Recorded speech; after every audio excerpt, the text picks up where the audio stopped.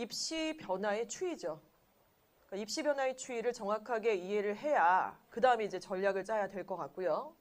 두 번째는 지원하고자 하는 고등학교들의 각각의 특징이 될 겁니다. 그렇죠?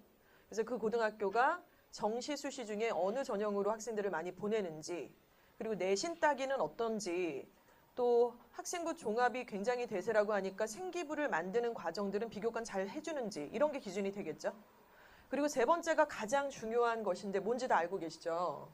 우리 집에 있는 그 아이가 성향이 어떠냐는 것입니다. 그런데 여기서 성향은 막연하게 이제 우리가 정성적으로 좋다 나쁘다 추상적 얘기를 할 것이 아니라 일단 첫 번째 성적이죠. 그래서 국영수 3개의 주요 과목들이 객관적인 성적이 어떠냐를 묻고 싶고 사실 그런 대답을 해야 된다고 생각을 합니다. 지금 각 중학교에서 맡고 있는 내신을 말씀드리는 게 아니라는 거 다 알고 계실 거라고 생각을 하고요. 정말 많이 듣는 얘기가 지금까지도 2학기인데도 고1한테 많이 듣는 얘기가 우리 애가 중학교 때 진짜 잘 나갔다고. 걔가 정말 올 A였고 전교 몇 등이었고 어느 고등학교를 썼다 떨어진 애라고. 이 얘기를 너무너무 많이 들어요. 그런데 지금 각 고등학교에서 내신 때문에 굉장히 힘들어하고 점수가 안 나오는지 미처 몰랐다라고 얘기하시는데 늘 말씀드리지만 미처 미리 확인하실 수 있는 부분입니다. 충분히. 그래서 영어과에 대한 기준은 이미 제공을 해드렸고요. 그것에 대한 공감대가 돼 있다는 전제하에 아이 성향 파악이고요. 두 번째 성적 성향 파악이 끝나셨다면 아이의 그야말로 어떤 그 성격이라든가 성향에 대한 얘기가 되겠죠. 공부하는 성향도 수능형인지 아니면 내신형인지를 한번 생각을 해보시면 될 것 같습니다. 예를 들어 단기 집중만 하는 스타일이다. 근데 뭐 중학생들이 대부분 그렇잖아요. 벼락치기를 많이 하고. 그런데 얘는 그래도 좀 뭔가 왜 그러는지에 대해서 궁금해하고 통합적 사고라든가 탐구를 하고자 하는 약간 그런 뭔가 원리를 좀 깊이 있게 공부하려는 그런 성향이 좀 있다. 두 번째는 또 이제 학교 생활은 어떻게 했느냐입니다. 전체적으로 막 나대면서 이렇게 적극적으로 참여하는 학생들이 있는가 하면 선택적으로 이렇게 조금 꽂아주면 잘하는 학생들도 있을 거고요.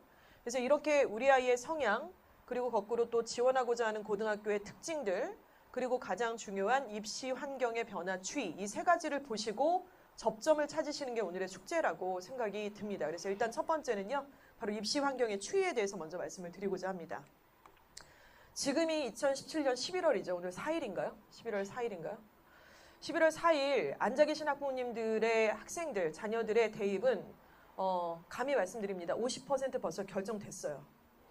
믿고 싶지 않으시고 저도 부정하고 싶은 부분이 있지만 50%는 결정이 됐습니다.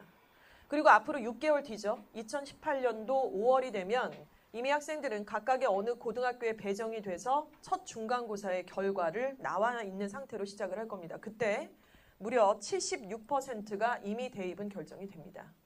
그로부터 1년의 과정이 거치겠죠. 그리고 고3이 돼서 수능을 치르는 2020년도 11월이 되면 그야말로 100% 결정이 난 상태가 될 겁니다. 사실 이것은 어떤 위화감을 조성하기 위함이 아니라 그리고 이런 명제를 또 많이 들어보셨잖아요. 고1 때 첫 시험이 고3 때까지 끝까지 간다. 말님 말씀을 들어보셨을 텐데 저는 뭐 맨날 하는 일이 눈 뜨면 학사 일정에 쫓아서 하고 현장에서 애들 가르치는데 이 명제를 사실은 부정하고 싶기도 하고 또 인정하지 않을 수도 없는 그런 현장에 있다라는 말씀을 좀 드릴 수밖에 없는 것 같아요.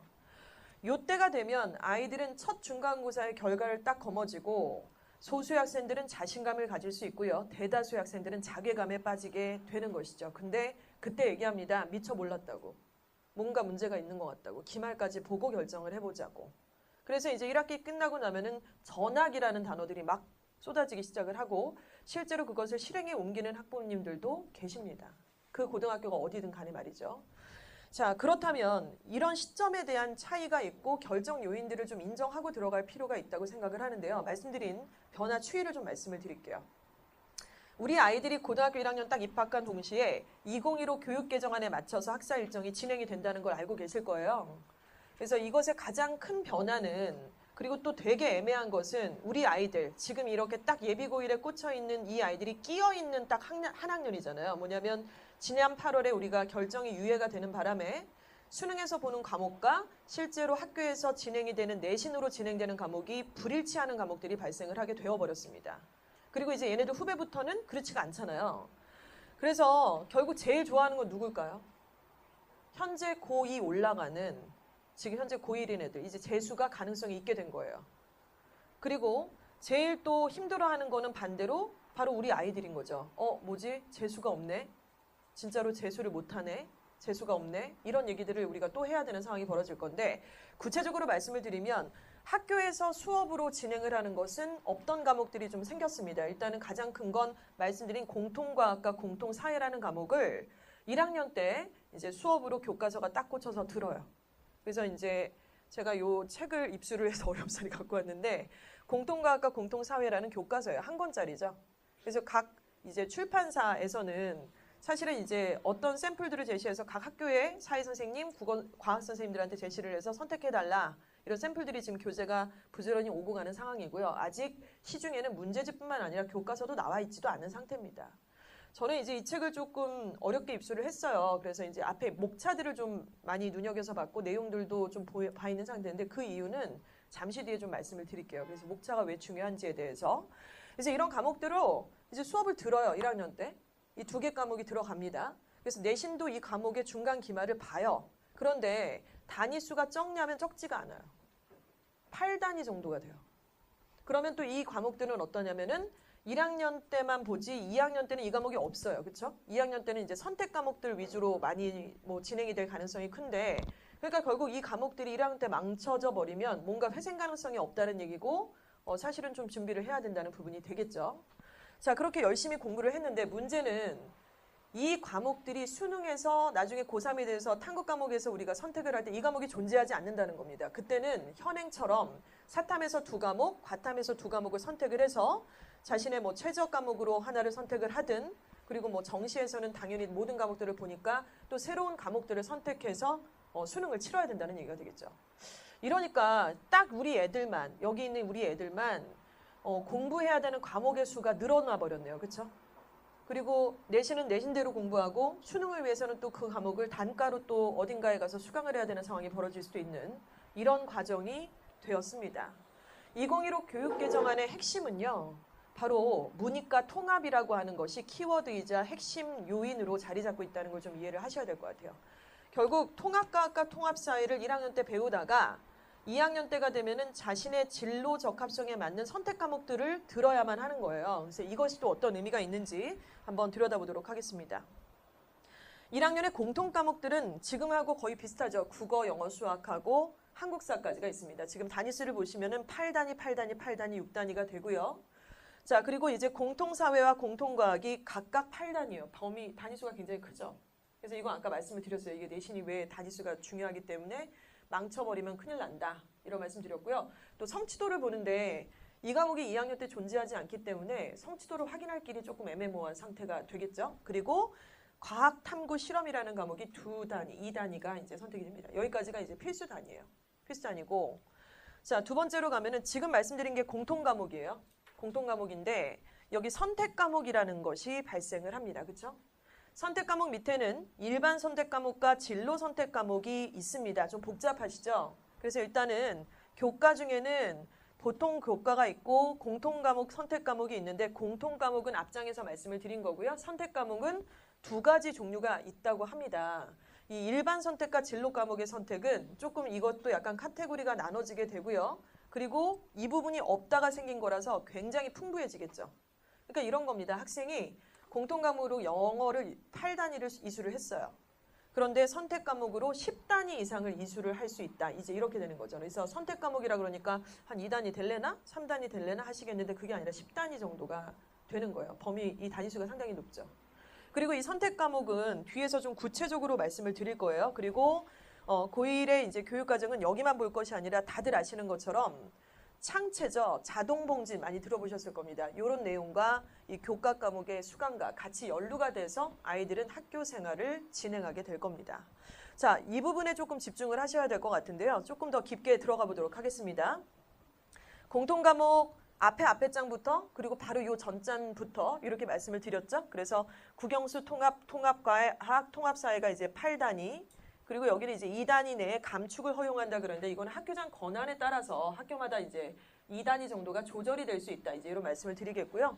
과학탐구 2단위 또 한국사가 6단위가 됩니다. 일반 선택과 진로 선택도 여기서 이 표에서 보시면은 용어가 크게 달라진 건 없는 것 같아요. 그냥 오히려 더 통합이라는 말이 빠지면서 좀 더 디테일한 과목으로 나눠진 것처럼 보이실 겁니다. 그렇죠? 자, 그리고 각각 5단위, 5단위 이렇게 10단위가 아까 된다라고 말씀을 드렸어요. 그렇죠? 자, 그렇다면 결국에는 무슨 얘기냐면 없었던 선택 과목이라는 과목들이 막 생겼습니다. 단위수도 10단위가 된다라고 말씀을 드렸잖아요.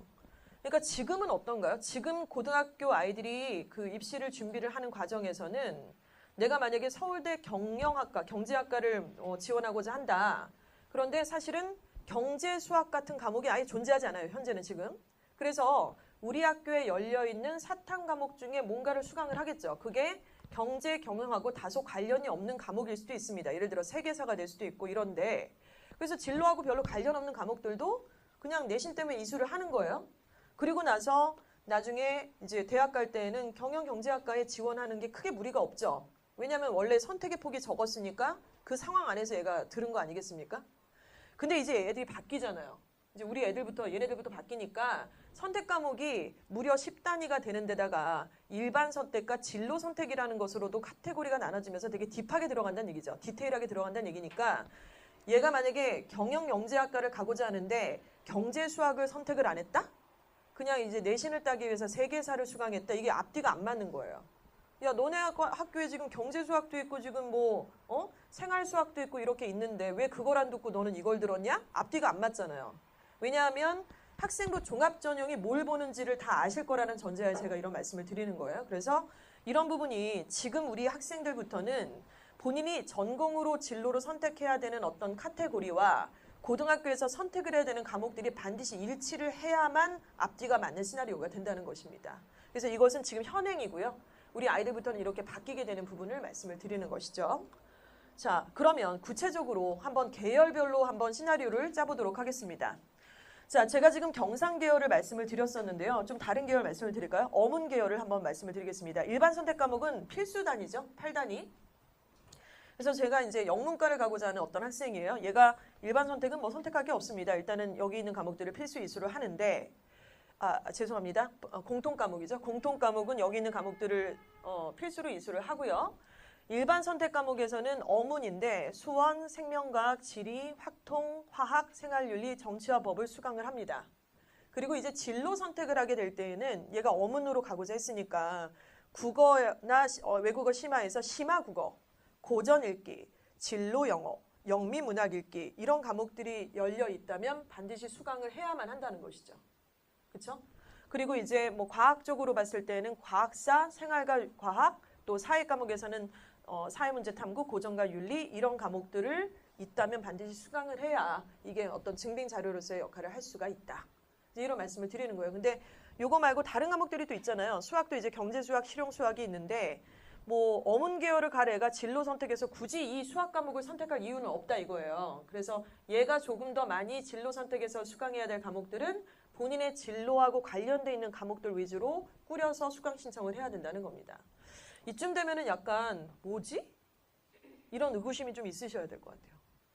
문제가 한두 개가 아니에요. 일단 저렇게 선택을 했다는 전제하에 지난번에도 말씀드렸지만 경제수학이라는 과목이 만약에 열렸다 그러면 몇 명이나 수강을 할까? 어떤 식으로 학사를 꾸릴까?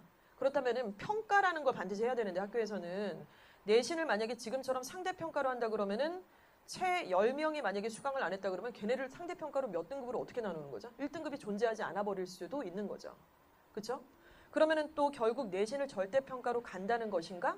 여기에 대해서는 아무런 발표를 하고 있지 않은 상태입니다. 일단 그러나 2015 교육 개정안에서는 분명히 선택 과목이 존재하고요. 이 부분에 대해서는 무조건 진행을 한다는 건 결정이 난 사항이에요. 자, 이 부분에 대해서 조금 인지가 되셨죠?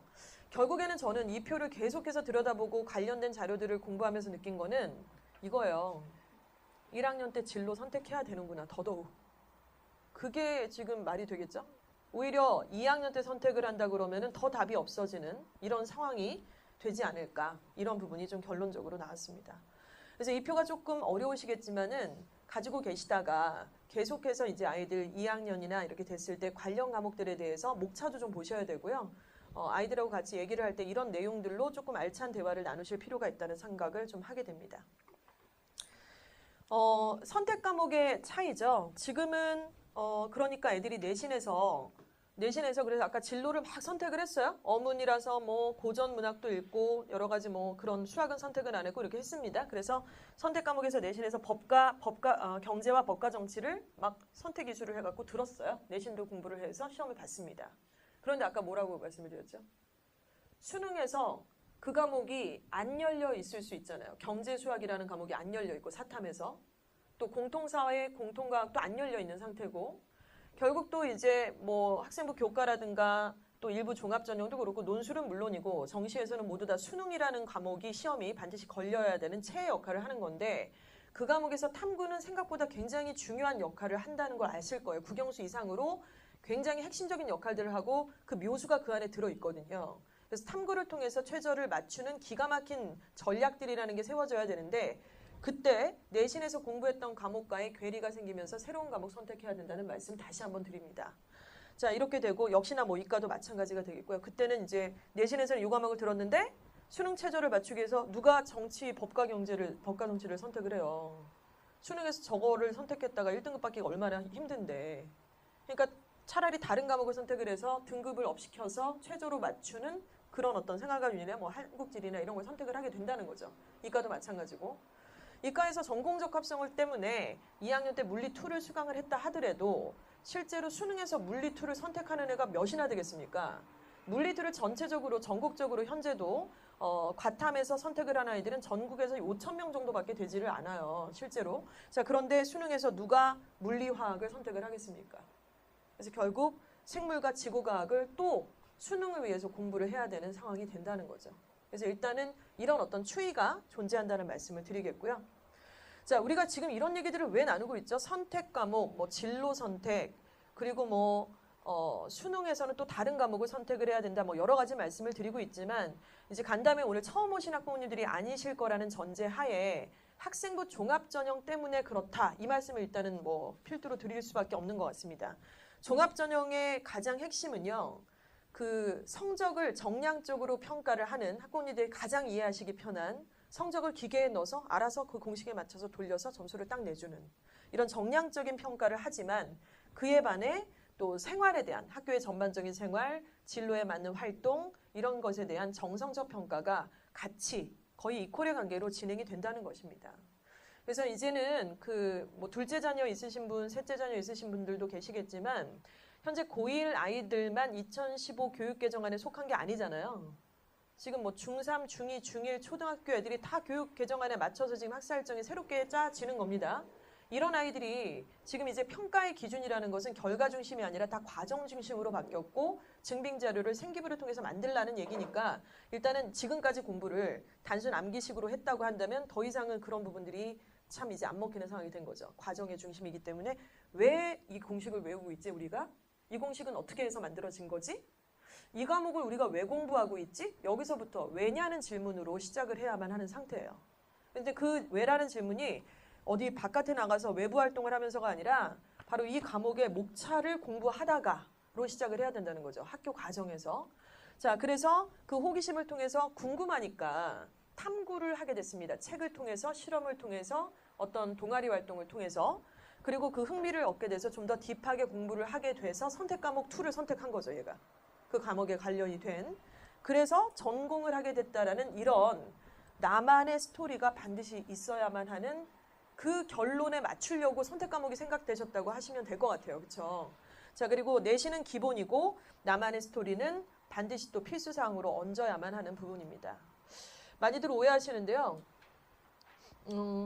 학생부 종합전형에서는 내신이 중요할까요? 아니면 학교 활동이 중요할까요? 내신이 중요해요. 내신이 중요합니다. 근데 내신만 중요하다고 말씀을 하시면 안 되겠죠. 그리고 내신도 이 내신의 성취도가 중요하죠. 내신의 결과물이 중요한 게 아니라. 그래서 이런 것들도 조금 덤으로 말씀을 드리고 싶고요. 자, 그렇다면 2015 교육개정안의 핵심은 문이과 통합이다. 그래서 2학년 때 선택 과목, 2학년이 될지 1학년이 될지는 몰라요. 그건 학년으로 이렇게 구분되는 게 아니라 선택 과목의 일시나 이런 거 구체적으로 지금 아직 발표가 나지 않았기 때문에 어찌됐건 선택 과목이라는 게 존재한다는 말씀, 그리고 수능과 불일치되는 과목에 충돌이 생긴다. 여기까지가 이제 입시 환경의 큰 변화 추이라고 좀 보시면 될 것 같아요. 그러면 사실 지금 여기 오신 이유들 중에 가장 큰 부분은 고등학교 특징을 이제 아시려고 오신 거고, 지난번 여름에도 이제 그 학생들 데리고 같이 간 다음에 오신 학부모님들이 여기도 계시는데요. 조금 더 디벨롭을 해야죠. 두 번째 이제 모시는 거기 때문에. 그래서 조금 더 현실적이고 구체적인 내용으로 일단 준비를 좀 했는데요. 일단 제일 위에 대성고와 이대부고라는 자사고가 있습니다. 지금 이 고등학교들을 생각하시는 학부모님들이 계시잖아요. 일단은 대성고랑 이대부고를 지원하고자 할 때에는 아까 말씀드렸어요. 그 변화되는 새로운 입시의 변이를 파악하시고 각 고등학교의 특징을 아셔야 된다는 말씀을 드렸는데, 자사고가 좋다, 나쁘다, 그 기준을 어떻게 세우시죠? 그냥 보통 그냥 서울 시내 대학을 많이 보냈다, 이게 우리가 기준이 될 수는 없을 것 같아요. 이 고등학교의 특징은 일단 기본적으로 보내시려고 한다면은 대입을, 우리 아이의 대입을 학생부 종합전형과 논술로 얘를 대학을 보내야 되겠구나, 이렇게 결론이 나리신다면 여기를 보내시는 거예요. 여기 뭐가 빠졌나요? 학생부 교과가 빠졌죠. 그러니까 교과는 아시다시피 내신으로만 거의 대학에서 아이들을 뽑는 전형인데요. 상위권 대학에서는 사실 이 내신, 그러니까 학생부 교과 전형의 인원이 많이 축소가 된 것은 사실입니다. 근데 중하위권은 줄지 않았어요. 결코 전체 포션으로 보면은. 자, 그리고 또 정시를 따로 볼 수가 없죠. 정시, 그리고 학생부 종합, 논술, 이 전형으로 얘가 대학을 갈 거면 여기를 보내시는 게 맞다고 보시는 거예요. 자, 그런데 만약에 이 밑에 고등학교 또 많이 아시는 데잖아요. 명지나 충암이나 숭실을 간다, 이 얘기는 학생부 교과 전형 그리고 학생부 종합 전형, 이 두 전형을 통해서 우리는 아이를 대학을 보내야 되겠다. 여기 빠져 있는 건 일단 논술과 정시가 빠져 있습니다. 그렇죠? 논술과 정시라는 것은 그 공통 집합에서는 뭐가 있나요? 바로 모의고사, 그러니까 수능이 있습니다. 수능. 자, 충암이나 숭실이나 그리고 명지 고등학교에서는 정시로 혹은 논술로 대학에 합격한 케이스는 거의 극히 드물다라고 보시는 게 맞겠죠. 정말 그런 아이가 있다고 한다면 그 아이가 드문 아이지 대표성을 갖고 있다라고 보기에는 무리가 좀 있습니다. 이유가 뭐냐면 그 학교의 학사 일정이라든가 내신을 진행을 하고 있는 방식을 보면 너무나 고스란히 여실히 틀이 될 수 있는 그런 내용인 것 같아요. 정말 좀 이따 이제 그 표를 좀 보여드릴 거예요. 왜 이게 이렇게, 얘네는 왜 이렇게 수능을 못 봐? 또 쟤네는 그러니까 잘 본다는 얘기 아닌가요? 역으로 따지면? 수능을 나름대로 잘 볼 수 있게 만든다, 뭐 이런 얘기 아닌가요? 근데 여기 이제 중간에 아까 애매하게 걸쳐 있는 예일여고가 있습니다. 예일여고 같은 경우는 중간에 걸쳐 있다라는 것이 자사고의 성격과 일반고의 성격이 짬뽕돼 있다, 이제 이렇게 이해를 하셔야 되는데, 학교는 그런 성격이 있다는 얘기는요, 그 학교 구성원 중에 자사고스러운 아이들이 있고 또 일반고스러운 아이들이 존재한다는 거예요. 그러니까 이 학교에서 상위권에 속해 있다, 예를 들어서 2.5등급, 뭐 2등급선 이 정도에 있다고 한다면 사실은 그 학생들은 종합전형 그리고 논술, 정시 위주로 대입을 꾸려야겠죠. 그리고 그 밑에 예를 들어 2.5등급 이하다라고 한다면 그 학생들은 학생부 교과라든가 종합을 염두로 두고 입시를 준비를 해야 된다는 말씀입니다. 이거 언제 결정하나요? 사실 이제 어머님들은 막 계속 고민을 하시는 거예요. 얘가 뭐가 맞냐, 얘가 종합전형이 맞냐, 뭐가 맞냐. 그러나 마지막 결정은 사실은 2학년 때 하는 거죠. 2학년 여름방학 정도에 이렇게 선택을 좀 하실 수밖에 없고, 그러나 지금 거의 이제 성향이 어느 정도는 파악이 되셨다는 전제하에 저는 이거는 다 아실 거라고 생각해요. 얘가 어디를 종합전형으로 갈 수 있나, 교과로 갈 수 있나. 저는 딱 알겠더라고요. 아, 논술 안 되네, 얘. 아, 얘 정시도 안 되겠다. 정시의 모든 수능의 과목들을 얘가 잘 봐서 그걸로 대학 간다? 안 된다는 걸 알고 있었어요. 그러니까 교과와 종합으로 간다면 명지를 보내야겠구나. 이게 이제 토탈로 좀 나왔던 저의 어떤 개인적인 결론이었던 것 같습니다. 자, 이 페이지가 좀 의미가 있는데요. 각 고등학교의 특징에 대해서 사적인 자리나 또 공적인 자리에서 많이 문의를 주세요. 저 같은 경우는. 그런데 이제 제가 대답으로 드리는 거는 별로 없어요. 별로 없고 일단 학교 알림이 사이트에 좀 들어가 보십시오, 이런 말씀을 많이 드리는데, 그냥 네이버에 학교 알림이를 딱 치시고요. 키워드 창에 지원을 희망하고자 하는 고등학교 이름을 치시면 모든 목록 항목을 검색할 수 있는 항목들이 차르르르 뜹니다. 그러면 그 안에 카테고리를 하나씩 검색을 해보시면은 학부모님들이 궁금해하시는 요인들이 다 들어있어요. 근데 거기 안에 모든 걸 다 열어보시기에는 뭐 사실 필요 없는 것들이 있고요. 예를 들어 선생님 몇 분인지 뭐 그런 거 지금 크게 의미가 없으실 수 있잖아요. 지금은. 근데 그 안에는 이제 전체 정원도 들어있고요. 그렇죠? 학사 일정이라든가 또 교육 특색화 사업이라든가 뭐 이런 것들이 다 들어있고, 실제로 또 마지막 항목에는 그 매 학기마다의 성적 분포도가 이렇게 오픈이 돼 있어서 저희가 이것을 한번 비교 대조를 해봤습니다. 또 뭐 이런 얘기 하시잖아요. 대성 어때? 충암은? 뭘 말씀드려야 되지? 급식? 애들의 얼굴? 뭘 말씀드려야 되지? 통학거리? 그러니까 그런 게 요인이긴 하지만 일단은 위화감 느끼시려고 대원 외고의 그 내신의 어떤 그 학업 성취 사항을 한번 띄워봤습니다. 그러니까 좀 알고는 있었는데 좀 너무 웃겼어요. 이걸 보고서. 대원외고 영어 시험이 어떻게 출제가 될까요? 저는 대원외고 영어 시험지를 본 적은 없는데 한영외고 시험지는 여러 번 봤거든요. 최근 시험지를. 일단 범위는 원서가 꼭 들어가요. 원서가. 토플 책이 하나 들어가고 교과서는 이제 선행학습 금지법 때문에 무조건 한 과 정도는 들어가는 거고 그리고 고1인데 모의고사는 고3께 들어가요. 기출문제가. 그래서 책이 거의 한 5권 이상이 들어가고 단어집은 단어집대로 들어가고 또 이제 외고니까 과목이 한 과목이 아니잖아요. 한 2과목 정도가 당연히 이제 듣게 되는데 전공 때문에 듣게 되는데 너무 범위가 어렵더라고요. 이렇게 보고 범위도 너무나 많고 뒤에 보시면 이제 아시겠지만 이대부고도 범위가 이번에 5건이었어요. 5건. 어쩌라는 건지 모르겠어요. 정신이 하나도 없고 5건 정도 되니까 그런데 이렇게 어렵게 내는 시험에서 놀랍게도 대원외고 학생들은 평균 점수가 91점입니다. 그리고 영어 심화회화도 91.8이고요.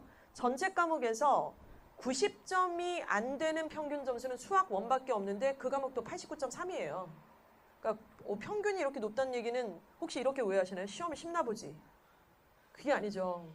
그리고 표준 편차를 보시면 모두가 다 1점대 내지는 뭐 0.6점도 있는 상태입니다. 그러니까 표준 편차가 이렇게 적다는 얘기는 그 평균 점수대를 이렇게 막대 그래프로 보면 거기에 바글바글 다 몰려 있다는 거예요. 그러니까 0.5점 차이로 막 2등급이 되고 3등급이 되고 난리가 나는 거죠. 빡 터지는 그런 상황이 된다는 거고 점수 분포 그 성취도별 분포 비율을 보시면 이제 내신은 뭐 9등급으로 상대평가이지만 여기서는 이제 보기 편하시라고 절대평가로 A, B, C, D, E로 했는데 놀랍게도 D나 E가 아예 존재하지 않습니다. 들어가지 않았겠죠. D나 E를 깔 거면. 대부분이 A에 많이 몰려 있어요. 그렇죠? 그러니까 이 학교 분위기가 어떨지가 우리가 상상해 가는 거 아니겠습니까? 자, 그렇다면 약간 맞짱을 좀 떠볼까요? 우리 은평구의 대성고 잘 나가고 있으니까 물론 같은 시험지로 시험을 보는 게 아닌 것은 당연하지만 전체 분위기를 좀 보자는 말씀을 드리는 겁니다. 일단 평균 점수 아주 우수해요. 84.7, 80.2, 88.1. 국수 0이 이렇게 평균 점수를 가리키고 있어요. 그리고 표준 편차 역시나 한 자릿수 단위입니다. 역시 바글바글 몰려 있다는 거죠. 그래서 제가 이제 대성고 2학년 우리 학부모님하고 지난주에 상담 전화를 하다가 어머니 진짜 아깝네요. 맨날 89.1점 환장하겠습니다. 1등급 딱 올라갈 쯤에 자꾸 멈칫 하는데 그랬더니 어머님이 되게 좋으세요. 아이도 이제 어머님의 좋은 성향을 닮아서 좀 여유롭고 좀 포근한 성격인데 어머니 그런 얘기 하시더라고요. 여태까지 2학년 지금 2학기인데 한다고 했고 많이 올랐는데 더 이상은 애한테는 얘기 안 하지만 어려울 것 같아요. 선생님. 위에 너무 많아요. 넘사벽이 있지요. 라고 얘기하시는데 인정할 수밖에 없죠. 만약에 A등급에 있다고 하더라도 이거를 또 잘게 쪼개서 4%, 11%로 나누면 이제 거기서 안에서의 분포도는 더 바글바글하지 않겠습니까? 그래서 어찌됐건 A, B, C 이렇게 분포가 되고 있고 D나 E도 존재는 해요. 그런데 막 0.3%, 0.6%, 10.9% 뭐 이 정도밖에 비중이 없다 이겁니다. 그러니까 학교 분위기가 당연히 좋을 수밖에 없는 거예요. 근데 가끔 보면 이런 너 왜 갔냐 거기.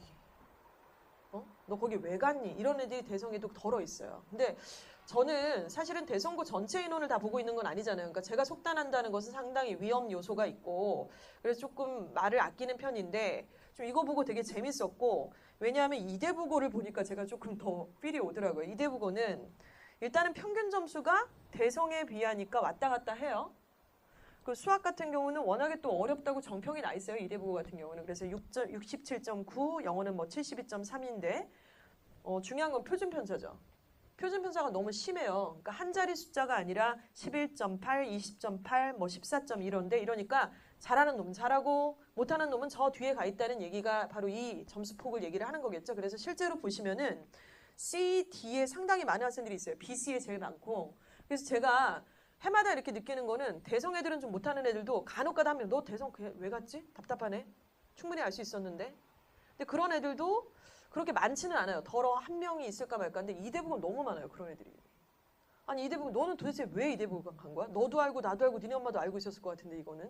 충분히 네가 D나 이 정도가 됐을 것은. 근데 은근히 많아요. 이대부고 애들이. 그런 애들이. 그래서 일단은 이 표가 정말 레알 팩트구나 이런 생각이 들었고 그리고 실제로 이제 여기 점수표 뭐 평균 점수 같은 것은 그 수행평가가 포함된 점수잖아요. 그러니까 지필은 이거보다 더 낮은 점수가 사실은 더 될 수 있어요. 수행평가라는 거 기본 점수라는 게 있는 거니까 그걸 참고를 해서 보시면 될 것 같고요. 예일여고도 보시면 D나 E가 그다지 많지 않습니다. 그래서 아까 예일여고를 제가 말씀드리기를 자사고와 일반고에 끼어있는 그런 약간 짬뽕 스타일의 어떤 고등학교다라는 말씀을 드렸는데 ABC 상위권 학생들의 분포도를 보시면은 충분히 좀 파악을 하실 수 있지 않을까 이런 말씀을 좀 드리고 싶습니다. 뒤에 보시면 기다리는 학교들이 좀 더 있으실 거예요. 동명여고 A가 1.3%, 또 수학도 6.3%, 5.1%고요. 제일 많이 포진되어 있는 그 등급이 C나 D입니다. 그렇죠? E도 제일 많네요. E가 뭐 34.1, 39.6 그러니까 동명 가면 일단 못하는 애들이 겁나 많다 이거예요. 이게 기회가 될 수도 있어요. 거꾸로 기회가 될 수 있습니다. 그렇죠? 자, 그리고 표준 편차 뭐 15.6, 17.1 상대적으로 이렇게 되고 있고요. 명지고 같은 경우는 이제 남녀공학인데 참고로 숫자 보시면 될 것 같고 저는 숭실 충암 보고 깜놀했습니다. 진짜로. 숭실 보니까 A, B, C, D 2등급 중에 역시 2가 제일 많고 실용영어 정도는 A, B, C, D 2 중에 2가 57.3%예요. 1학년 1학기 중간고사에서. 그래서 우리 어머님께서 저한테 요청을 하신 게 각 고등학교 1학년 1학기 중간고사 이렇게 1학년에 부교재를 좀 달라고 저한테 어머님이 요청을 하셨는데 역시 우리 어머님 정말 너무 똑똑하시다. 제가 이런 생각을 했는데 부교재가 의미하는 바가 있지 않겠습니까? 그러니까 부교재로 수업을 진행을 하고 대부분 교과서로 그렇게 수업을 진행을 안 하세요. 교과서는 아주 간략하게 훑듯이 들어가고 실제로는 부교재로 많이 진행을 하는 학교들이 더 많아요. 사실은. 근데 사실 이렇다 할 부교재가 없었다는 게 함정. 충암과 숭실. 뭐 듣기 교재 외에는 영어는 뭐 이렇다 할 듣기 교재가 없었고 대신 뭐 아까 말씀드린 대성과 예일이나 이대부고는 부교재가 엄청나게 많습니다. 일단 부교재가 메인 교재라고 생각을 하셔야 되고요. 부교재 수준은 고의 수준이 아니에요. 당연히. 2학년이나 3학년 정도의 수준에 당연히 수능 스타일의 문제집 이런 것들이 꽂혀 있고 그 외에도 개별적으로 본인들이 해야 되는 교재들이 필수적으로 이렇게 들어가 있는 상태죠. 학교가 이제 편제가 되고 있는 상태인 거죠. 그래서 이게 정말 되게 재미있고 흥미로운 좀 분석이었어요. 저희가 진행을 하면서. 그래서 이걸 보시고 아이고 숭실 충암 진짜 개판이구만 이렇게 생각하실 게 아니라 이게 호재가 왔네? 지금 이게 우리한테 기회가 될 수도 있겠다. 우리 아이 성향을 보시고 이런 걸 보셔야 될 것 같아요. 일단 보시면 아시잖아요. 얘가 잘하기는 하는데 뭐 사실 머리가 나쁘지도 않고 하는데 휩쓸릴 스타일이다. 이거 아시죠? 그러니까 잘하면 잘하는 대로 휩쓸릴 것 같고 못하면 못하는 대로 PC방 가면 또 쫓아다닐 것 같고 이런 아이들이 있어요. 그러니까 그 성향에서 오는 리스크도 있고 또 뭔가 베네핏도 있지 않을까 이런 생각이 드는데 그걸 보시고 학교 선택하는데 도움이 좀 되시라고 이 표를 조금 선택을 드렸습니다. 저희는 1학년 1학기의 그 시험 결과만 지금 띄워서 비교 분석을 드린 거고요. 그러니까 학교 들어가시면 거기 다 있어요. 전체 뭐 3학년 1학기까지의 모든 이런 내용들이 다 올려져 있으니까 확인해 보시는 것은 그다지 어렵지는 않으실 것 같습니다.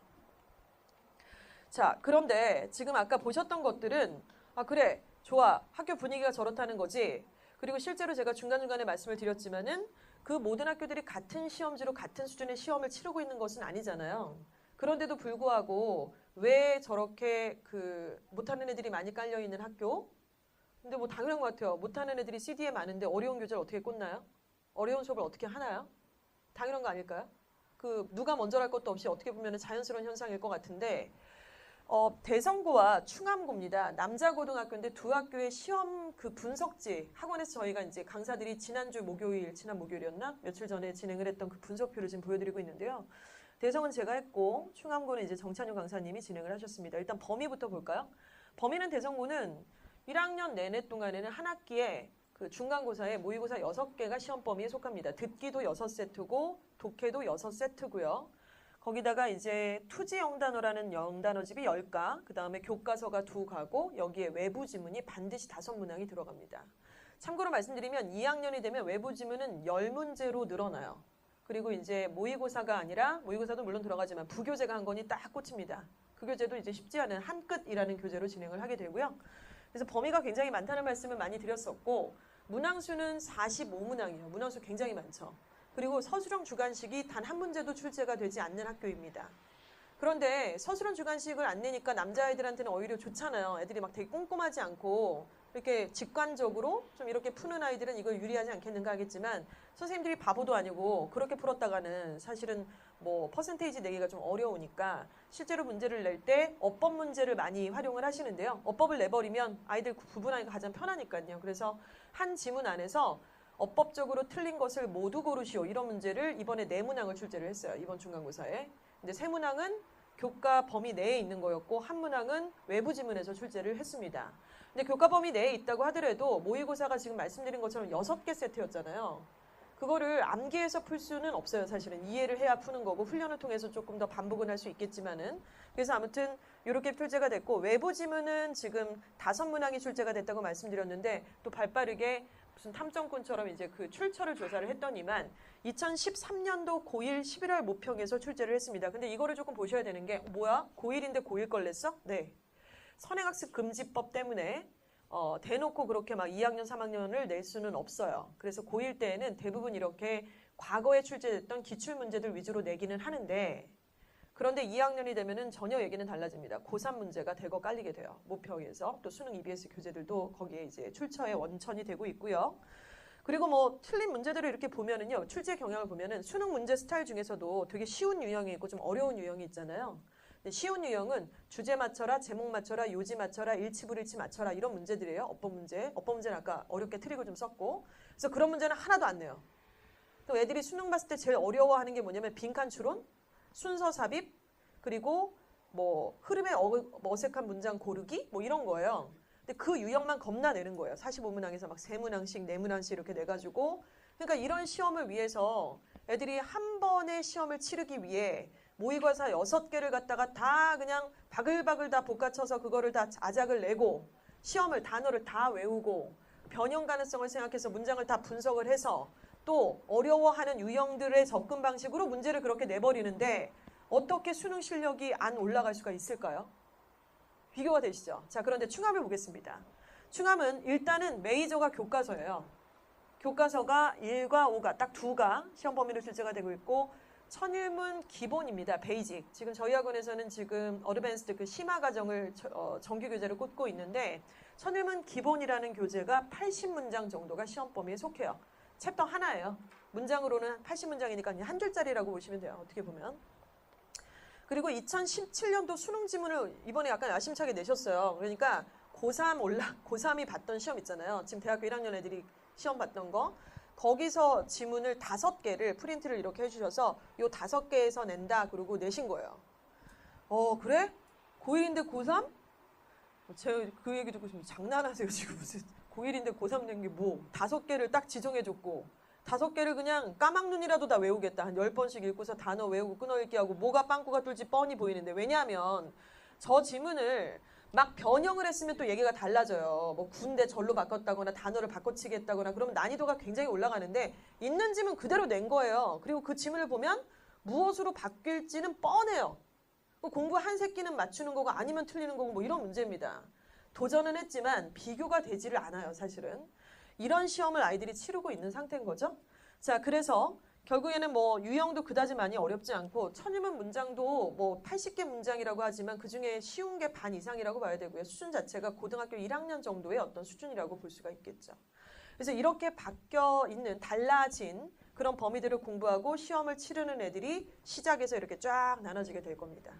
그러니까 그리고 아까 보신 것처럼 A, B, C, D, E의 분포도를 아까 보셨잖아요. 그 시험에서 E가 왜 이렇게 많은 거야? 그 시험에서 D는 또 왜 이렇게 많아? 한 거야 안 한 거야? 시험 기간에 어디가 있었던 거일까요?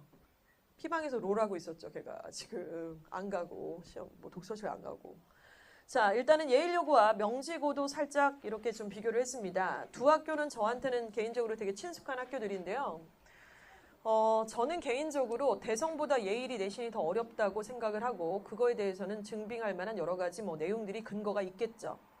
일단 대성은 지문 자체를 변형하지는 않습니다. 근데 예일은 미친 듯이 변형을 해요. 미친 듯이 변형을 하는데 일단은 시험 범위는 뭐 어휘는 그다지 어렵지 않습니다. 각 1점씩이고 5문항밖에 출제가 안 되고요. 이거는 2학년이 돼도 동일한 패턴으로 계속 지속이 됩니다. 자, 그런데 빠바 구문이라는 교재 그리고 빠바 유형이라는 교재가 2학기니까 지금 2권의 교재가 끄트머리와 앞머리를 이렇게 해서 범위를 구성을 하고 있는데요. 그리고 이제 교과서 한과가 시험 범위에 들어가요. 교과서 한과는 항상 2문제만 출제를 하고요. 그 2문제는 뭐 애들은 어렵다고 하는데 일단 어법도 나오기도 하고 내용 위주로 나오기도 하고 뭐 그렇습니다. 자, 일단은 예일여고가 굉장히 지금 재원이 좀 좋은 상태로 올해 한 해를 시작을 했고 내년에도 좀 많이 몰릴 거라고 생각을 하고 내후년도 그럴 것 같아요. 왜냐하면 지금 전기 고등학교 선발이 금지가 됐기 때문에 없어졌기 때문에 특목고랑 예일을 같이 써야 되는 상황이잖아요. 지금 2학년부터 이런 상황이라서 아마 인기는 올라가겠죠. 그래서 결국 많은 학생들이 또 예일여고의 특징상 자사고와 또 일반고의 중간이고요. 여학생들은 사실 보낼 데가 없어요. 그래서 자사고도 보시면은 제일 인기가 많고 경쟁률이 높은 자사고가 어딘지 알고 계시나요? 이화여고예요. 근데 이화여고가 학교 잘 보내나요? 잘 못 들으셨죠? 그런 얘기. 이화여고, 이대부고, 한가람 이런 데가 해마다 보면은 경쟁률이 굉장히 높아요. 대성보다 훨씬 높은데 이유가 뭐냐면은 여학생들이 갈 수 있는 학교라는 게 이유 한 가지입니다. 실제로 실적이나 이런 내용들을 보면은 그 학교가 왜 경쟁률이 높은지에 대해서 의구심을 안 가질 수가 없어요. 근데 잘하는 애들은 보낼 데가 없다는 거예요. 그런 부분들을 좀 생각을 하셔야 되고. 그래서 아무튼 예일여고는 지금 제가 말씀드린 것처럼 일단은 기가 막힌 게 선택 예문, 지문 안에 있는 것들을 거의 다 바꿨어요. 다 바꿨는데 제가 이번에 그거를 얼마나 다 바꿨는지를 아주 작심을 하고 조교들하고 같이 작업을 다 했는데 거의 한 2지문 빼고는 똑같다고 볼 수가 없어요. 그러니까 애들이 왜 외부 지문이라고 생각할 수밖에 없는지가 이해가 가는데 단어를 바꿔치기 한 정도가 아니에요. 예를 들어 부정문이 있었던 문장에서 not을 빼버리고 paradoxical이라는 부정적 단어를 집어넣습니다. 그럼 학생들은 일단 paradoxical이 무슨 뜻인지를 몰라요. 그리고 자기가 열심히 공부하고 달달달 암기했던 지문이 바뀌어져 나왔으니까 시험 현장이라는 것을 감안하면 굉장히 당황스럽겠죠. 그러면서 paradoxical을 만나는 거예요, 얘가. 그러면서 자괴감으로 곧 빠지겠죠. 그런데 이 문제가 그렇게 시작됐는데 그 뒷문제도 그런 식이고 생각이 나는 거예요. 아, 중간고사 때 내가 몇 점이었더라? 내 정해진 운명에 대해서 이걸 내가 순종해야 되는 건가? 실화냐? 이런 상황이 벌어지는 겁니다. 실제로. 자, 그리고 또 지문이 그대로 변형이 되지도 않은데 보기 선택지 단어들이 너무너무 어려운 단어들이 출제가 되고 있어요. 그래서 여기 있는 어휘들을 보면 뭐 overthrow, 뭐 paralyze, yielding, confessing 이런 단어들, 뭐 infinite, restricted 뭐 이런 건 쉽다고 치는데 뭐 conserved와 conducted를 골라라 뭐 이런 문제들 다소 많이 어렵다고 느낄 수밖에 없어요. 애들이 평상시 접하지 않은 단어들이에요. 저게 수능에서도 그렇고 저건 그러나 그러면 정말 약간 속된 말로 엿먹으라고 약간 골탕 먹이려고 저런 문제를 내는가. 근데 저 어휘는 뭐라고 반박할 수 없는 게 고3 수능 기출 문제에 다 있는 필수 어휘들입니다. 그래서 어휘의 활용도가 상당히 높은 그런 시험이라고 봐야 되고요. 그래서 시험 기간에 공부를 아무리 열심히 해도 저런 식으로 내버리니까 70점을 맞고 80점을 맞고 이런 거예요. 그래서 되게 놀란 게 저희가 예일 내신 칠 때 신입생들이 엄청나게 많이 와요. 그리고 이제 걔네들의 지난 9월 모평 성적을 봤더니 7명 정도가 100점이었어요. 영어 점수가. 그러니까 물론 고1 모평의 난도는 뭐 그다지 어렵지 않기 때문에 100점을 그렇게 후하게 평가할 수는 없지만 어찌됐건 그래도 100점이잖아요. 하나도 실수를 하지 않았다는 건데 그것도 3월 모평도 아니고 9월인데 그 아이들의 내신은 상처입니다. 거의. 80점대 초반, 70점대 후반이 수두룩해요. 그러니까 그 정도 되면 이제 3등급이거든요. 3등급.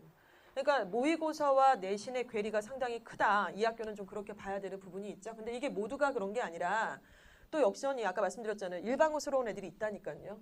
이제 그 아이들은 이제 내신이 한 3.5등급 이하인 아이들, 이 아이들의 또 전략이 다르게 좀 세워져야 된다는 말씀을 드리겠고 명지는 남녀공학이죠.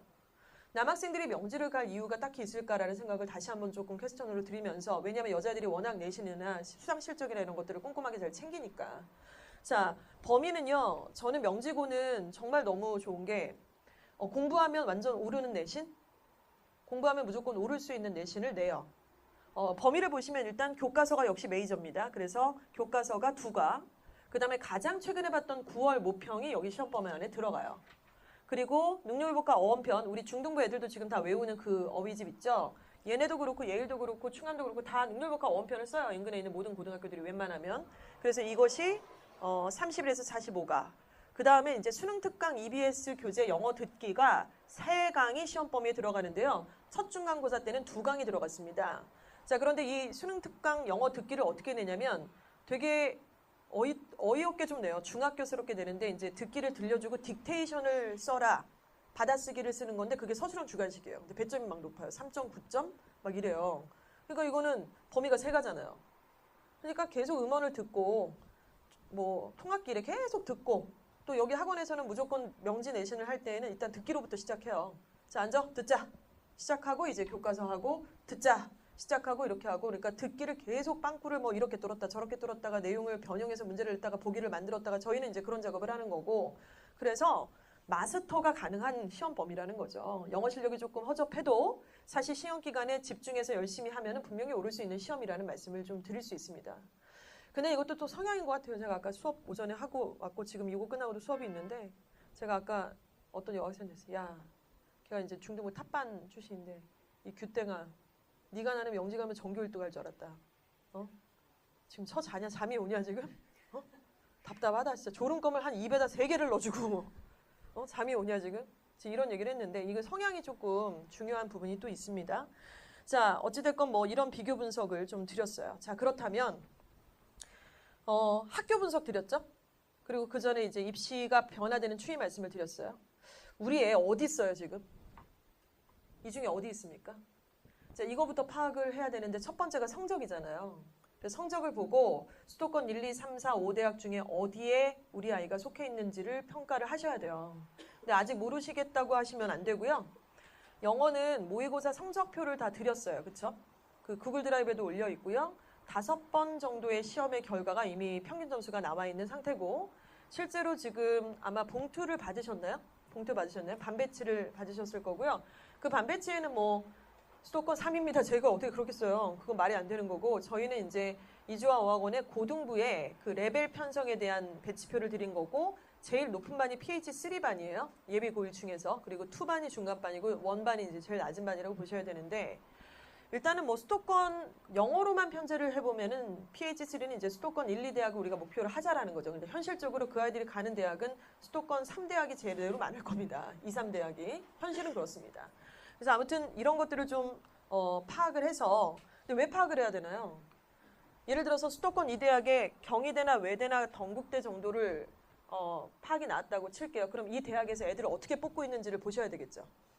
이 대학에서는 도대체 종합전형으로 몇 %를 뽑고 교과로 어떻게 뽑고 학교장 추천전형은 어떻게 뽑고 있으며 논술에서는 도대체 뭘 보지? 비교과를 보나 안 보나? 최저는 뭘 요구하고 있지? 이런 것들을 다 보시는 거예요. 계속.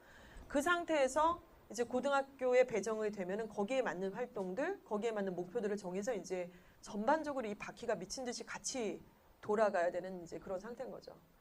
자, 이렇게 위치 파악을 했고요. 자, 그러면 다시 본론으로 한번 돌아가 보도록 하겠습니다. 대입 전형을 분석을 좀 해보면은요, 저희가 이제 너무너무 재밌어요. 이거를 분석을 하시다 보면은 너무너무 놀라운 내용들, 몰랐던 내용들, 재밌는 내용들이 많이 있는데요. 일단은 교과 전형. 교과 전형은 최상위권 대학들은 학생부 교과 전형을 폐지를 했습니다. 지금 일단 폐지했던 대학이 어디죠? 연대. 연대는 이제 학생부 교과 전형을 폐지를 했는데 실제로 교과가 완전 폐지가 됐냐면 교과와 종합을 짬뽕한 전형이 사실은 있어요. 학생부 교과 면접형이라는 전형인데요. 그래서 아무튼 연대는 이제 폐지했다라고 얘기하지만 뭐 다른 어떤 입시 연구소에서는 그걸 교과로 집어넣기도 합니다. 그래서 오해가 없으시면 좋겠고요. 아무튼 상위권 대학들은 학생부 교과 전형으로 학생을 뽑는 그 포션을 상당히 줄였고요. 대부분 종합 전형을 많이 늘렸죠. 자, 그리고 내신의 비중이 상당히 중요합니다. 학생부 교과 전형이라는 것은 그야말로 내신을 정량적으로만 평가를 하겠다 이런 얘기예요. 기계에 집어넣어서 기계가 알아서 계산을 해줘서 통탈락이다 이런 것들이 여실히 드러나는 거니까 어려울 입시 내용이 없습니다. 사실은.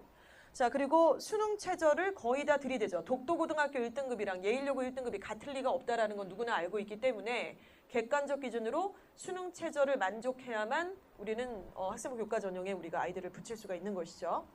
자, 그리고 학생부 종합 전형입니다. 종합 전형은 지금 계속 늘어나잖아요.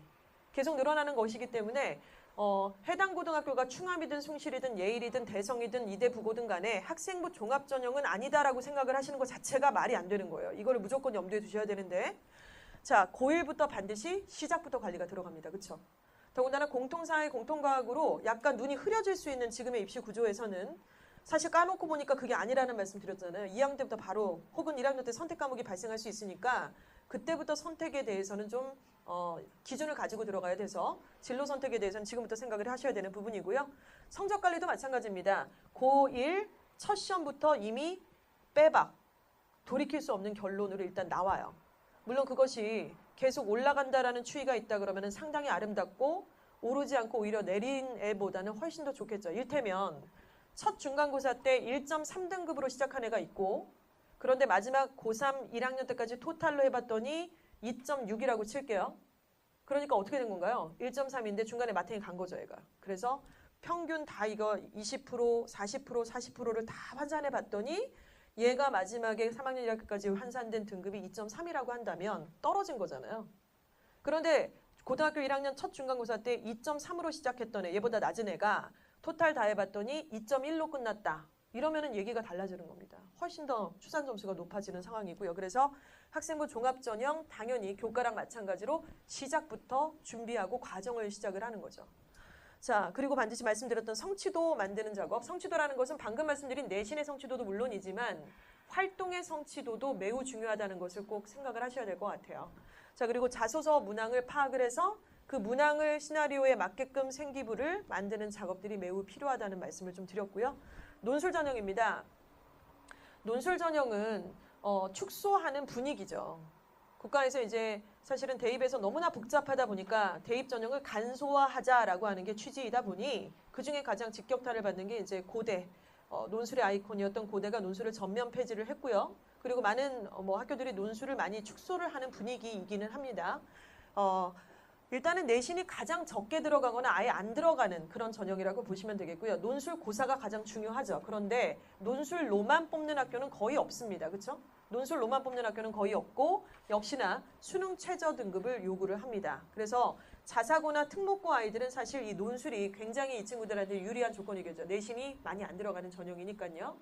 자, 그리고 여기까지가 이제 수시라고 보시면은 수시 정시는 이거잖아요. 뽑는 그 시점에 대한 얘기지 뽑는 방법에 대한 얘기는 아니에요. 그래서 정시 쪽에서 얘네들이 이제 아직 뭐 절대평가는 영어랑 한국사밖에 우리 애들은 아니지만은 이 밑에 학년 때부터는 뭐 전 과목이 절대평가가 될 수도 있고 공통사회나 공통과학이 또 절대평가가 될 확률이 있다라고 봤을 때 정시 쪽에서 지금처럼 수능만 보지는 않을 수 있습니다. 수능 플러스 내신을 볼 수도 있고 수능 플러스 생기부도 볼 수가 있고 그래서 전체적으로 보시면은 생기부가 굉장히 중요한 어떤 요인이 된다. 이제 이런 말씀을 드리면서 각각의 요인들에 대해서 먼저 좀 봤습니다.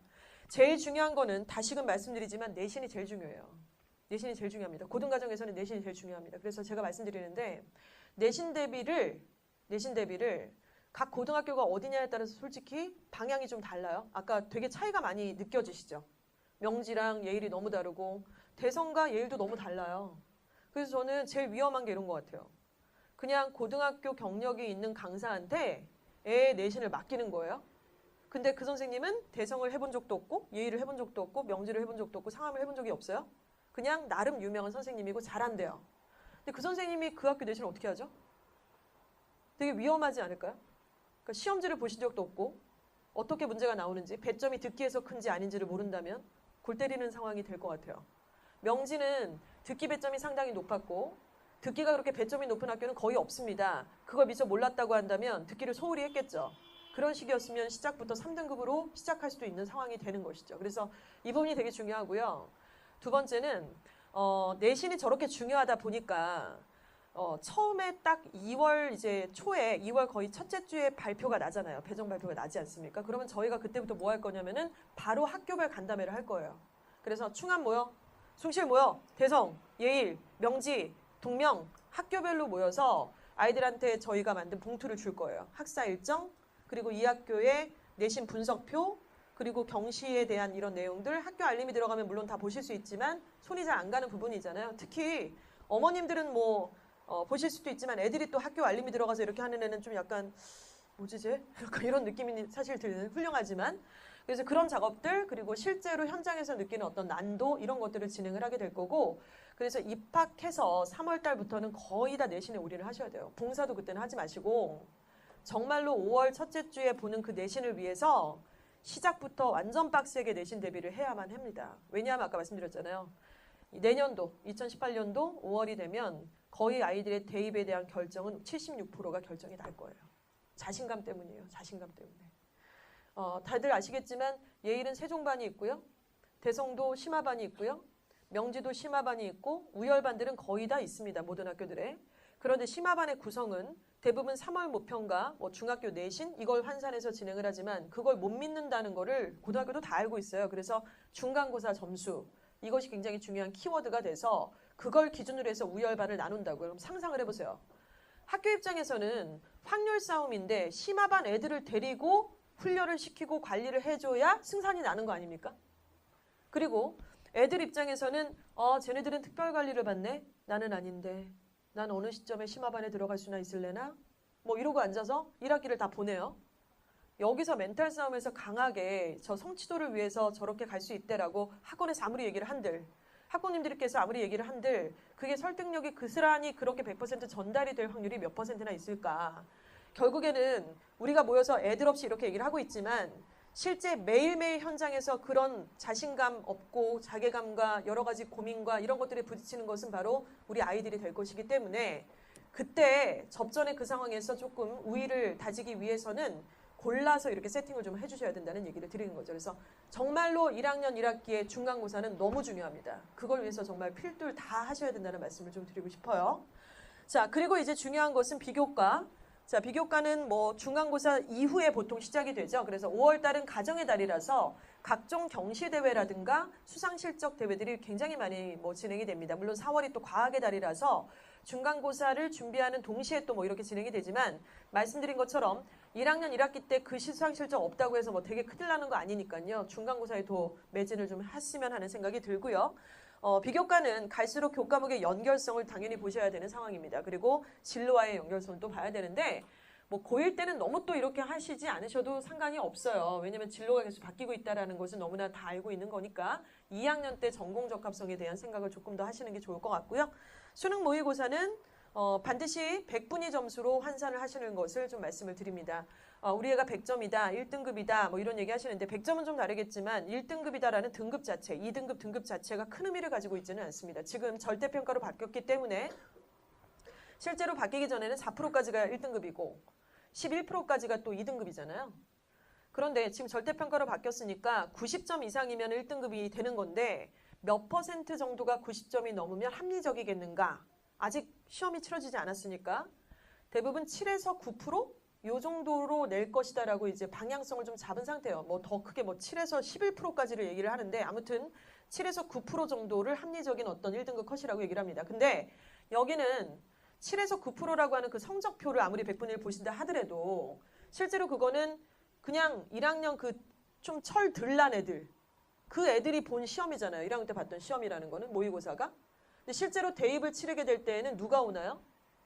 의치대 준비했던 반수생, 삼수생들이 미친 듯이 몰려옵니다. 그리고 재수, 삼수 했던 애들은 당연히 1년 내내 강남 대성에서 정말 몇천 명씩 국영수, 사탐, 가탐만 완전 올인했던 정말 성적표 2등급 2개짜리 내고 들어갔던 그 아이들이 많이 오잖아요.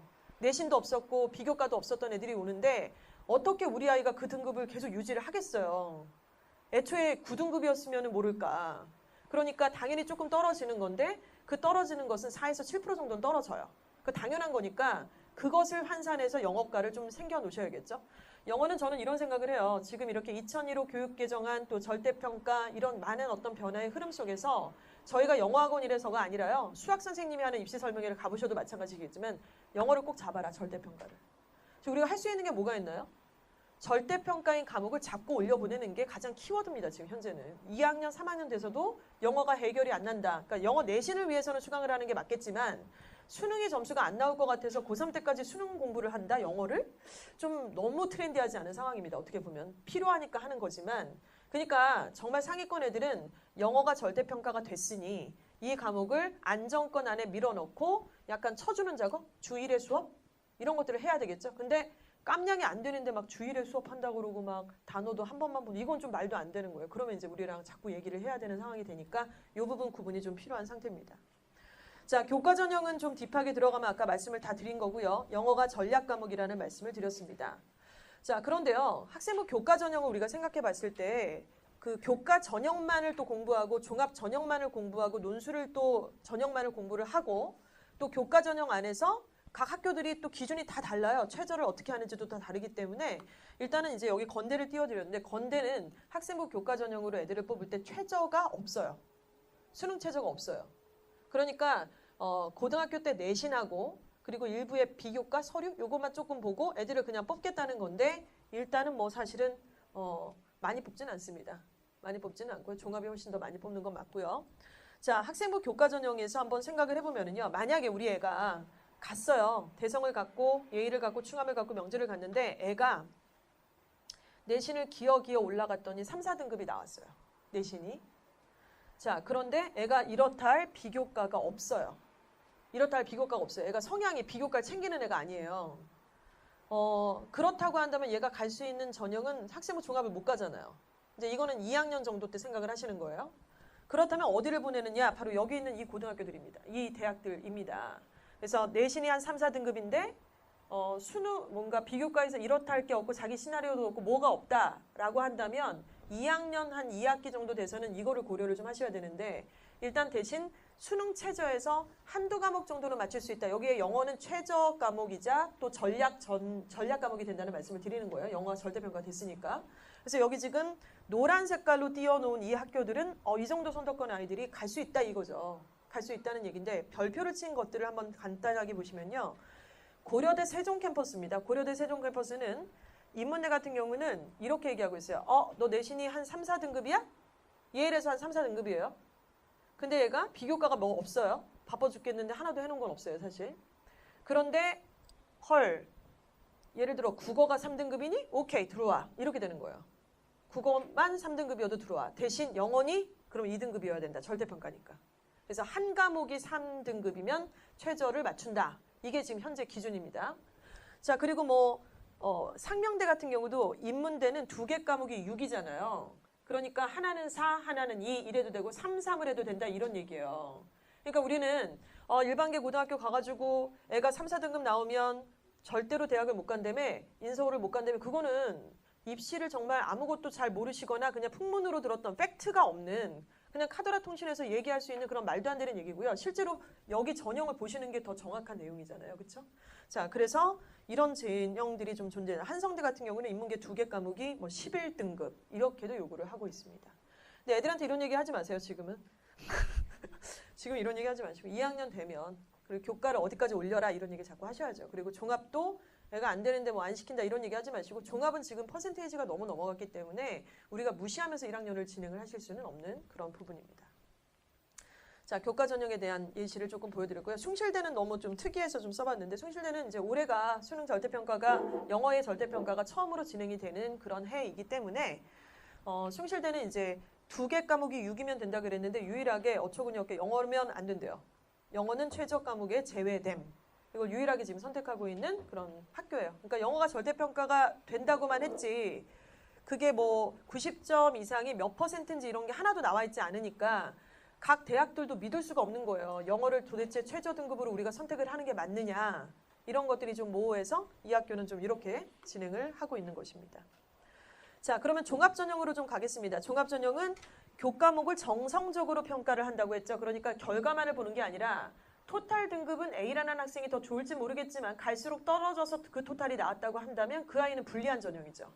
대신에 토탈 등급은 더 나쁘지만 최초 점수보다 나중에 3학년 1학기 때 등급이 점점 올라가는 추이다라고 한다면 걔는 여기서 굉장히 베네핏이 있는 그런 학생으로 평가가 됩니다. 자, 그래서 독서활동, 표현활동, 나중에 종합의견까지 하나의 연루성을 가지고서 이어지는 게 바로 종합전형이고요. 사실 여기에 대한 공부가 좀 더 많이 이루어져야 된다는 걸 아실 것 같고요. 건대 같은 경우가 딱 기준이라고 좀 보시면 될 것 같아요. 그러니까 저는 이렇게 말씀을 드려요. 상위권 학생들이다. 그러면 건대를 기준으로 그 위를 좀 보셨으면 좋겠어요. 건대가 어떤 그 유형으로 아이들을 뽑고 있는지를 보셔야 되고요.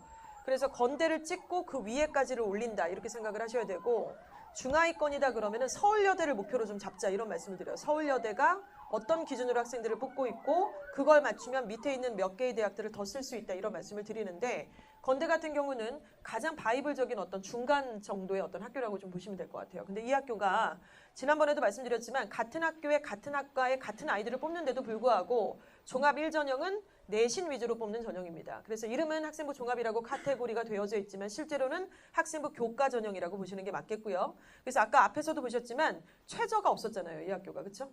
자, 그래서 같은 학교 영문과에서 11.16의 경쟁률을 뚫고서 7명이 뽑혔어요. 그런데 얘네들이 합격을 시켜놓고 보니까 내신이 몇 등급이었냐면은 평균이 1.7등급이었고 제일 낮은 애가 2.4등급 정도의 굉장히 좋은 내신을 갖고 있는 아이들이었습니다. 왜? 내신만 보고 뽑았으니까요.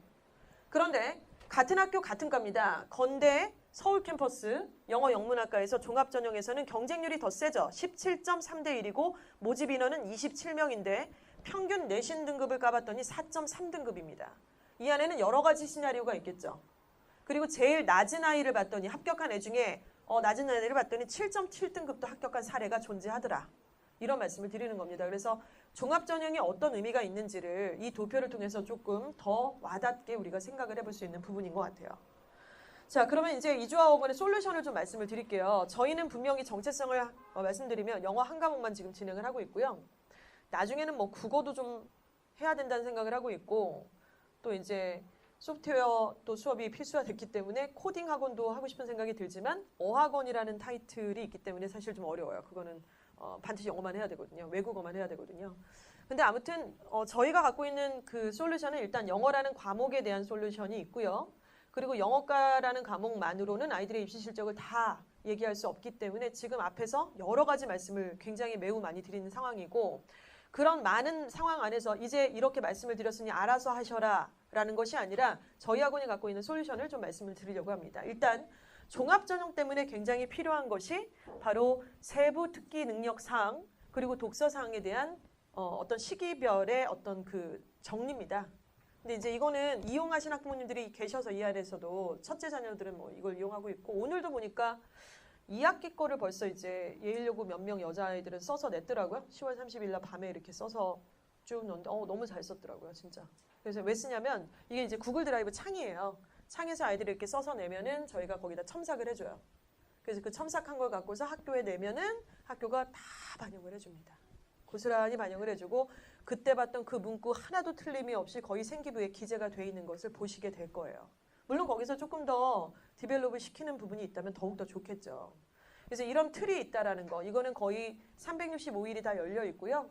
아이들이 학교에서 이제 어떤 요청이 있고, 야, 쓰래, 써서 내래. 그랬을 때 미리 써서 저희한테 이렇게 주시기만 하면 거의 뭐 24시간, 36시간 안에는 첨삭이 돼서 애들이 가져갈 수 있고요. 스마트폰이면 가서 학교에서 바로 보고 이렇게 베껴서 쓸 수도 있으니까 구글 드라이브를 통해서 하는 거라서 일단은 이렇게 보시면 될 것 같아요.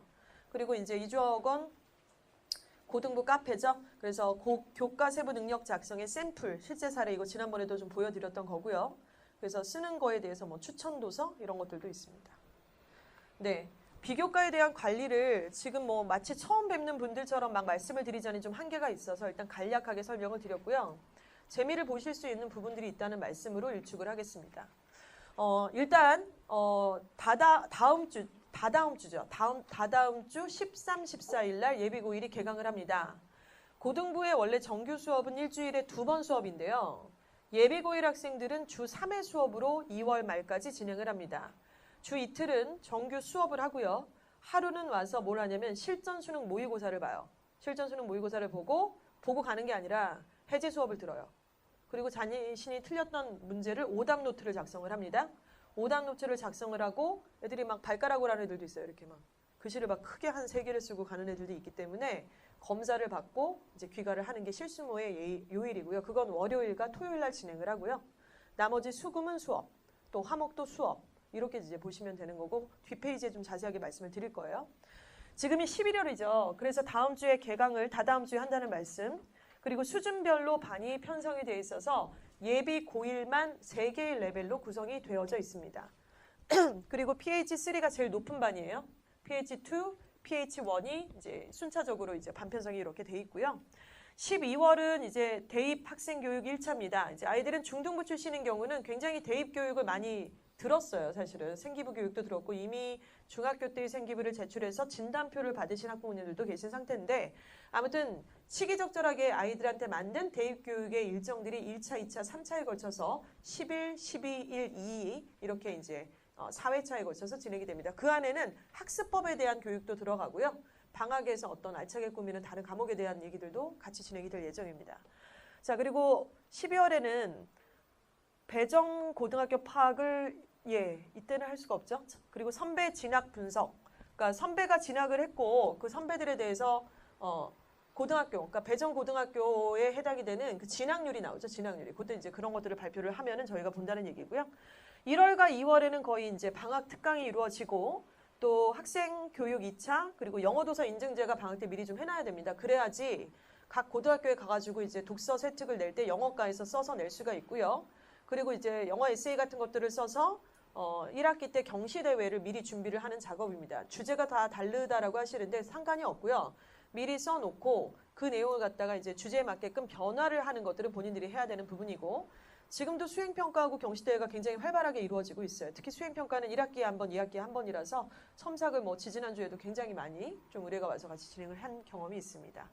2월 달에는 이제 애들이 발표가 나요. 어느 고등학교에 합격을 했는지가 발표가 나기 때문에 배정학교별 간담회를 진행을 하는데요. 대성이나 이대부고는 조금 미리 나기 때문에 그 부분은 미리 좀 저희가 작업을 할 예정입니다. 그리고 그러면 배정학교별 간담회 내용이 뭐냐? 그 고등학교의 동아리가 막 60개가 있잖아요, 지금. 예일여고 동아리 60개예요. 명지고 동아리도 거의 65개고요. 그러니까 이게 상설 동아리인지 아니면은 그냥 일반 동아리인지도 좀 보실 필요가 있는데 실제로 그 자율 동아리의 개수를 거기다 올려놓는 학교들도 있고 그냥 일반적인 동아리를 올려놓는 학교가 있는데 학교마다 좀 특성이 있습니다. 그리고 잘 나가는 동아리가 또 있어요. 전공에 맞춰서. 또 선배들이 미리 잘 만들어 놓은 동아리가 있잖아요. 그래서 그런 거에 대한 꿀팁을 좀 드릴 예정이고요. 학사 일정 그리고 무엇보다 중요한 내신의 출제 경향에 대해서 실제로 실물로 딱 보여줘야 돼요. 얘네는. 야 이런 문제가 나와. 봐라 이거 지금 듣기란 장난 아니에요. 서술형 주관식 이거 비교 분석표. 그냥 보여주면 몰라요 또. 오리지널 지문이 이런데 이렇게 바뀌었고 어떻게 나오고 그러니까 대비를 어떻게 해야 되고 이제 이런 상황이고요. 자 그리고 이제 3, 4, 5, 6월에 일정들이 쭉 연결되어져 있고요. 접전에 5월에 첫째 주가 올 겁니다. 그때가 거의 이제 내신 중간고사 기간이에요. 4월 말이나 5월 첫째 주. 그때 이제 봄꽃 피기 시작할 거예요. 벚꽃 피고 그러면은 벚꽃이 이제 피면은 중간고사가 시작이라는 신호탄이라는 걸 아시면 될 것 같고요. 벚꽃이 지면은 이제 중간고사가 끝나요. 그래서 딱 벚꽃과 함께하는 뜨거운 아마 봄이 되실 거라고 생각을 합니다. 자, 고등부에서 진행이 되는 과정들을 조금 설명을 드리고 교재도 지금 미리 고스란히 좀 나와져 있는데요. 단어 시험은 중등부에서 진행했던 패턴과 크게 다르지는 않는데요. 가장 다른 점은 딱 이겁니다. 일단 양이 늘어나죠. 양이 2가로 늘어나요. 2가로 늘어나고 처음에 딱 와서 내신 볼 때에 2가로 늘어나니까 막 미치려고 하는 애들이 있는데 미치려는 애들은 많지는 않아요. 그냥 장난하는 거예요. 안 미치는데 미치는 척 하는 거고 그 정도 충분히 할 수 있고요. 그런데 누가 힘들어하냐면 이제 처음 온 애들. 그러니까 여기 안 다녔던 애들은 진짜 완전 너무 힘들어요. 미치려고 그래요. 어떻게 외운지 모른다는 둥 막 이러고 앉았고 그래서 그런 부분이 있고 양이 늘어나는 부분. 두 번째는 통탈락은 여기서 다 확인하고 갑니다. 그러니까 다시 말하면 탈락하면 집에 못 가요. 그러니까 월요일, 수요일, 금요일, 발은 수금의 단어 시험을 보는데 수금에 단어를 탈락하면 집에 못 갑니다. 통과를 다 시켜서 보낼 거예요. 자, 그게 차이점이 있다고 보시면 돼요. 근데 그거를 사실은 3월 이후부터 저희가 그러고 싶어도 그럴 수가 없어요. 10시 이후에 남길 수가 없잖아요. 그래서 방학 때 애들이 엉덩이 붙이고 앉는 습관 그리고 빠른 시간 안에 효율성 있게 싫으면 빨리 하고 가면 되잖아요. 외워갖고 오면 되잖아요. 뭘 늦게 남는다고 배고프다고 전화하고 막 그러시면 안 돼요. 진짜. 그래서 일단 오래 앉아서 공부를 진득하게 하는 공부량을 늘리는 작업을 영어과 하나만큼 여기서 책임져서 진행을 하겠다 이런 말씀을 드리는 거고요. 자 그리고 내신 지정 단어는 뭐냐면 아까 말씀드린 것처럼 능률복과 어원편을 학교에서 지정하는 학교들이 물론 대단히 많습니다. 하지만 대성고라든가 이대부고라든가 또 어디지 상암인가요? 복화원 뭐 이런 학교들 그래서 각각 학교에서 지정하는 그 단어집이 있어요. 그래서 2월이 되면 2월 달이 되면은 학교 배정의 발표가 나잖아요. 그러면 그때부터는 사실 그동안 능률복과 어원편을 외웠던 한들 다 이제 스탑을 하고요. 각 학교별로의 어떤 단어 시험지가 거의 다 구비가 돼 있어요. 다 이미 작업은 돼 있고 교재 편집은 다 돼 있는 상태입니다. 예. 그런 부분들로 진행을 하고요.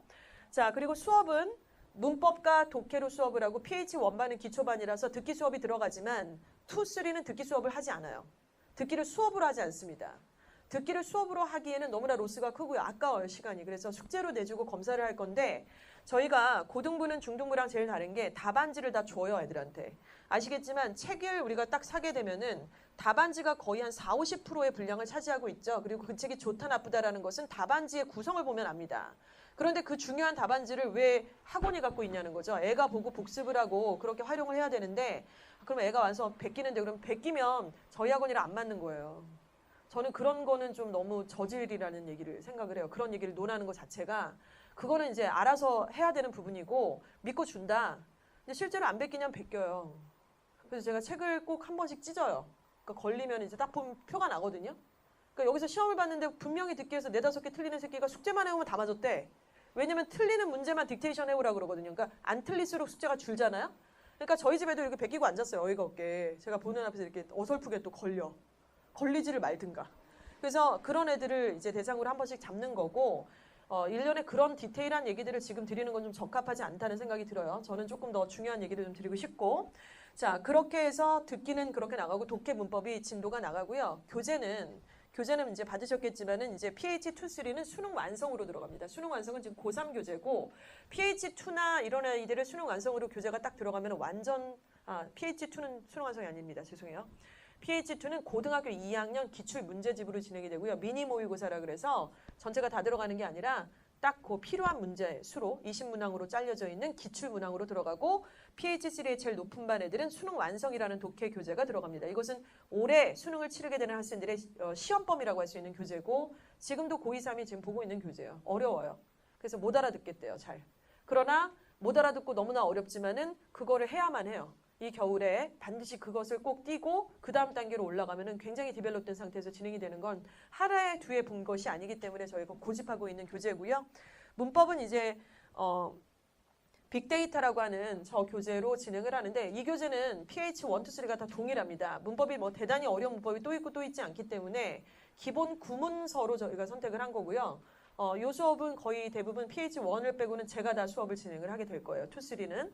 자, 그리고 이제 사설 모의고사가 꽂혀서 이것을 학생들이 이제 아까 실수모 본다고 말씀을 드렸잖아요. 그때 이제 요게 진행이 되는 거고 실제로 사설 모의고사 1회는 대선고의 중간 기말고사의 시험 범위이기도 합니다. 내년도에. 자, 이런 부분들 말씀을 드리고요. 복습 테스트 말씀을 좀 드리겠습니다. 복습 테스트는 문법하고 그리고 독해. 지난주에 배웠던 내용을 이번 주에 복습 테스트를 봅니다. 예를 들어서 수요일 날 문법 수업을만 해요. 금요일은 독해 수업만 해요. 그러면 그 다음 주 수요일에는 문법 리뷰 테스트를 봅니다. 복습 테스트. 그러니까 이거죠. 첫째 주에 와서는 애들이 막 인사하고 잘 왔어.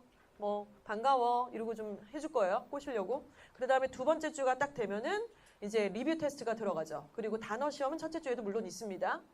자 그러면 리뷰 테스트하고 단어 테스트를 통과를 못하면 집에 가느냐 못 가죠. 그래서 지금 첫 시간이 5시에 시작을 해요. 수업이. 그래서 애들이 조금 급하게 많이 와야 되는 걸 제가 알고 있는데 어찌됐건 5시로 좀 맞춰야 되는 부분을 좀 이해를 해주시고요. 5시에 오면 작년, 재작년, 그 전년도 마찬가지고 계속 이 룰은 적용을 했었는데 10시가 넘도록 집에 못 가는 애들이 꽤 돼요. 그럼 애들이 막 굉장히 힘들어해요. 밥도 못 먹고 너무 배고프다 그러고 극혐이라 그러고 토 나온다 그러는데 괜찮아요. 안 죽어요. 그리고 토하고 싶으면 토하고 오라 그러고 다시 하면 돼요. 뭐 토하는 게 뭐가 대단하다고 뭐 별 얘기를 다 해요. 뭐 생리통 얘기를 하는데 그럼 넌 나중에 사회생활 할 때 한 달에 한 번씩 맨날 이럴래? 맨날 그냥 토하고 올래 그러면? 뭐 이런 거 약간 필요하다고 저는 생각을 하고요. 그래서 이 부분 그렇고 개인별 과제 검사는 그러니까 개별 과제가 있습니다. 개별 과제가 아까 말씀드린 듣기 과제예요. 그래서 그것을 검사를 계속 하게 되고요. 안 하면 남겨서 뭐 해야 되는 상황이고 실전 모의고사는 주 1회 진행을 한다고 말씀을 드렸잖아요. 저는 이게 정말 기가 막힌 것 같아요. 다른 과목들도 제발 좀 이렇게 시켰으면 좋겠는데 특히 국어를 왜 이렇게 못하는 거죠? 국어를 왜 못하는지 아세요? 안 시켜서 못해요. 국어는 제일 투자를 안 하시는 과목이잖아요. 근데 국어를 사실 되게 어려운 건 아니잖아요. 영어랑 수학 중에 국어가 뭐 제일 어려울 일은 없잖아요. 근데 아무튼 국어랑 수학이랑 이런 영어 과목은 고1 모평을 기준으로 해서 일주일에 한 회분은 시간을 재서 풀고 오답 정리를 하는 게 습관이 된다면 너무너무 좋을 것 같아요. 그렇게 방학을 반드시 좀 보내시기를 부탁을 드리고 싶습니다. 저렇게 시험만 보는 것만으로 무슨 효과가 있을 거냐 뭐 이렇게 생각을 하시겠지만 실제로 효과는 대단해요. 정말 처음에 막 40점 맞고 이랬던 애들이 일주일에 한 번씩 보니까 이제 지겨울 정도로 패턴을 아는 거예요. 패턴을 알고 아, 이 문제는 진짜 극혐이다. 문제가 1, 2번은 정답이 없겠지 뭐 이런 것까지도 나중엔 알게 되고 배치라도 알게 되고 그리고 중요한 건 이제 오답 정리를 하니까 사실은 처음에는 굉장히 좀 말도 안 되는 점수가 나와서 학부모님들로 하여금 내가 얘한테 돈을 왜 투자하고 있고 이 돈이면 내가 피부과를 가지 막 이렇게 생각을 하실 텐데 실제로 나중에 2월 말이나 3월이 됐을 때 좀 달라지는 시작이 될 수 있다는 말씀을 드리고요. 자, 초등부 정규 수업에 대한 교재와 안내를 좀 말씀을 드렸습니다.